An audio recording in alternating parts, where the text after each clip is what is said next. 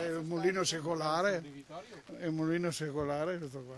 Un fulmine mentre su Vittorio Veneto si abbatteva un violento temporale. Sarebbe stata proprio una saetta a far scattare l'incendio che ieri sera ha divorato lo storico stabile che ospitava il Molino Bruni. L'edificio di proprietà da oltre 30 anni della famiglia Denardo è bruciato in pochi minuti. Le strutture portanti in legno hanno consentito alle fiamme di propagarsi in fretta e al loro arrivo i vigili del fuoco hanno fatto il possibile per limitare i danni.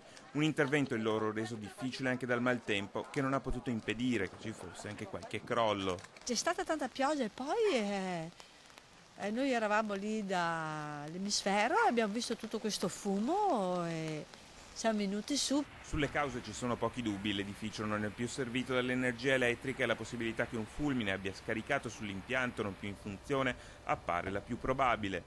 Mago i vigili del fuoco da vedere il fulmine.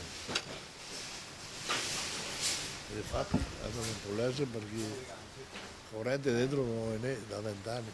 A rimanere è l'amarezza dei vittoriesi di aver perso uno dei luoghi più caratteristici delle passeggiate lungo il Meschio, uno scorcio che difficilmente potrà essere ripristinato. Ai titolari invece rimane l'amarezza di veder distrutto in un istante tutto quello che avevano. E tutte le famiglie, tutte qua.